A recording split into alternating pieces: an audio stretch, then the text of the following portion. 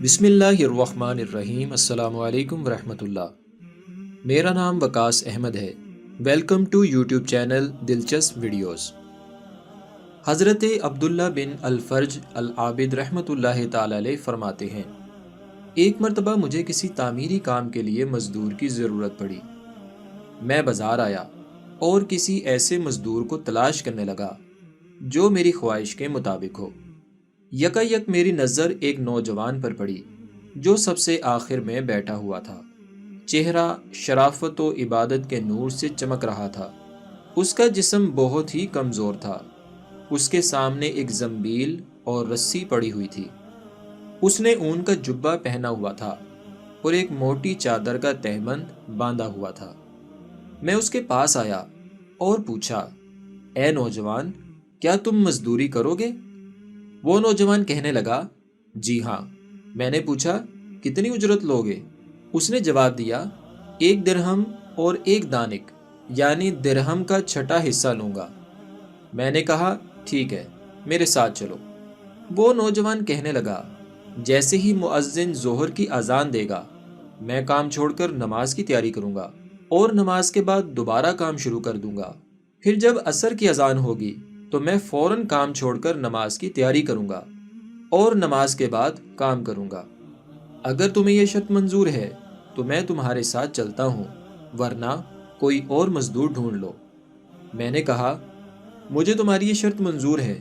फरमाते हैं, मैं उसे लेकर अपने घर आया और काम की तफसील बता दी।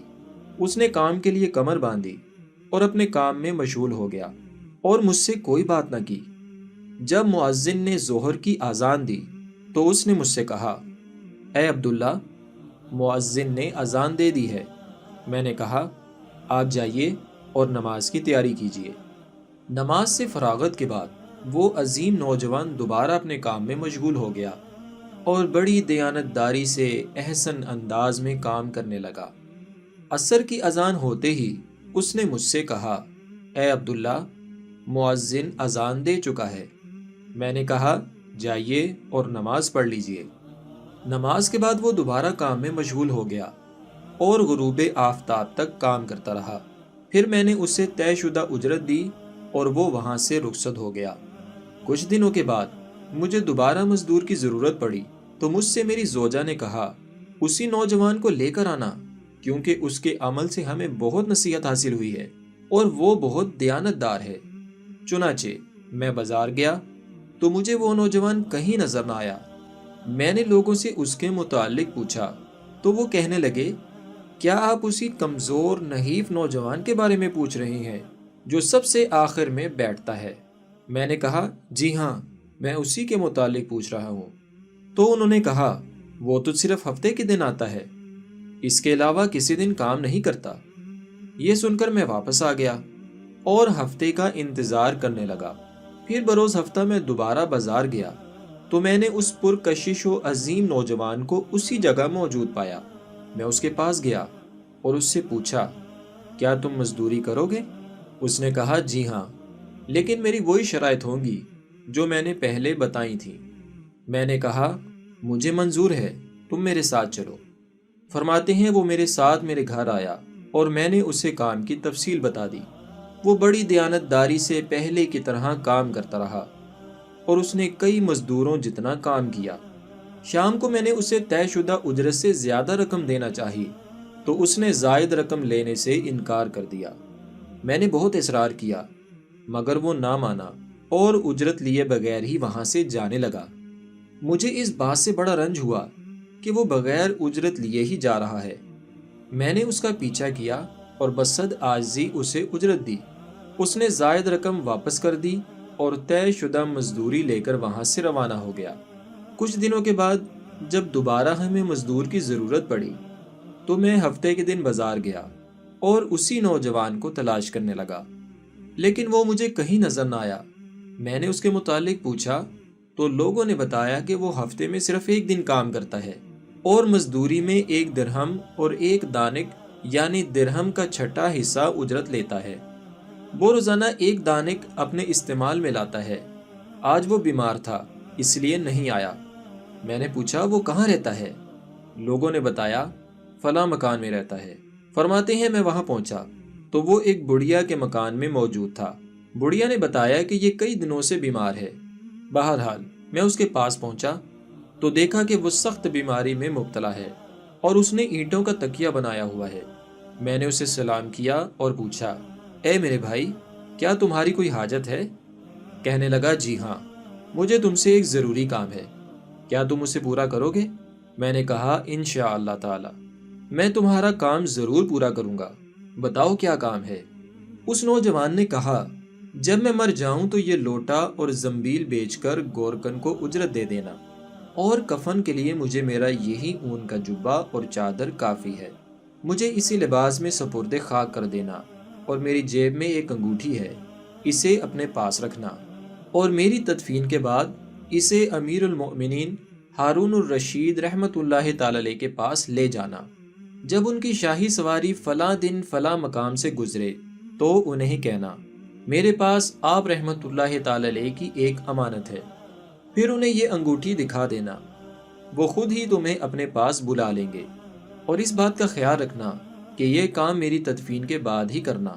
میں نے کہا، ٹھیک ہے، میں تمہاری وصیت پر عمل کروں گا۔ پھر اس عظیم نوجوان کی روح قفس انصری سے پرواز کر گئی، یعنی وہ وصال کر گیا۔ مجھے اس کی موت کا بڑا دکھ ہوا۔ بہرحال میں نے اس کی وصیت کے مطابق اس کی تجہیز و تکفین کی، اور پھر انتظار کرنے لگا کہ خلیفہ ہارون الرشید علیہ رحمہ کی سواری کس دن نکلتی ہے۔ جب وہ دن آیا تو میں راستے میں بیٹھ گیا، اور امیر المؤمنین جاہ و جلال کے عالم میں ہزاروں شاہ سواروں کے ساتھ بڑی شان و شوکت سے چلے آ رہے تھے۔ جب ان کی سواری میرے قریب سے گزری تو میں نے بلند آواز سے کہا، اے امیر المؤمنین، میرے پاس آپ کی ایک امانت ہے۔ فرماتے ہیں پھر میں نے وہ انگوٹھی دکھائی، انہوں نے انگوٹھی دیکھ کر حکم دیا، اسے ہمارے مہمان خانے میں لے جاؤ، میں اس سے علیحدگی میں گفتگو کروں گا۔ چنانچہ مجھے محل میں پہنچا دیا گیا۔ جب خلیفہ ہارون الرشید کی واپسی ہوئی تو انہوں نے مجھے اپنے پاس بلایا اور باقی تمام لوگوں کو باہر جانے کا حکم دیا۔ پھر مجھ سے پوچھا، تم کون ہو؟ میں نے کہا، میرا نام عبداللہ بن فرج ہے۔ انہوں نے پوچھا، تمہارے پاس یہ انگوٹھی کہاں سے آئی؟ میں نے اس عظیم نوجوان کا سارا واقعہ خلیفہ ہارون الرشید کو سنا دیا۔ یہ سن کر وہ اس قدر روئے کہ مجھے ان پر ترس آنے لگا۔ پھر جب وہ میری طرف متوجہ ہوئے تو میں نے ان سے پوچھا، اے امیر المومنین، اس نوجوان سے آپ کا کیا رشتہ تھا؟ آپ نے فرمایا، وہ میرا بیٹا تھا۔ میں نے پوچھا، اس کی یہ حالت کیسے ہوئی؟ آپ نے فرمایا، وہ مجھے خلافت ملنے سے پہلے پیدا ہوا تھا، ہم نے اس کی خوب نیک ماحول میں پرورش کی اور اس نے قرآن کا علم سیکھا۔ پھر جب مجھے خلافت کی ذمہ داری سونپی گئی تو اس نے مجھے چھوڑ دیا اور میری دنیاوی دولت سے کوئی فائدہ حاصل نہ کیا۔ یہ اپنی ماں کا بہت فرما بردار تھا۔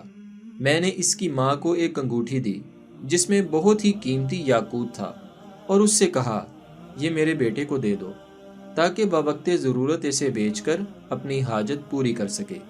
اس کے بعد وہ ہمیں چھوڑ کر چلا گیا اور ہمیں اس کے متعلق بالکل معلومات نہ مل سکی، اور آج تم نے اس کے متعلق بتایا ہے۔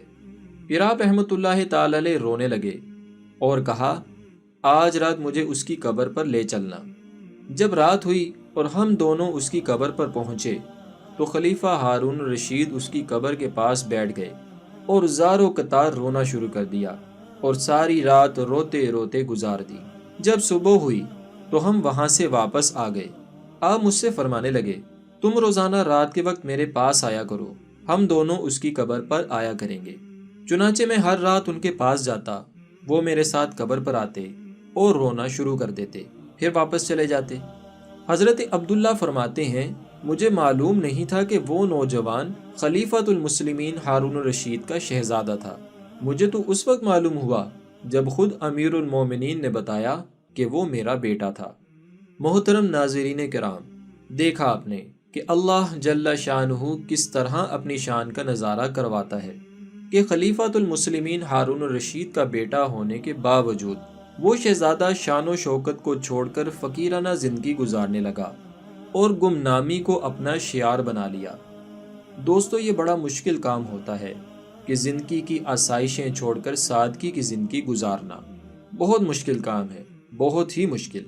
ہاں، جسے اللہ توفیق دے دے تو پھر کوئی پہاڑ پہاڑ نہیں لگتا اور کوئی دریا دریا نہیں لگتا۔ خلیفۃ المسلمین ہارون الرشید بھی بہت ہی خوف خدا والی ہستی تھے، تبھی تو اللہ تعالیٰ نے درویش صفت بیٹا آپ کو عطا کیا تھا۔ ہر مسلمان کو چاہیے ہے کہ اپنی اولادوں کے لیے حلال کمائی کرے، کہ لقمہ حلال نیک اولاد بننے کا سبب ہوتا ہے۔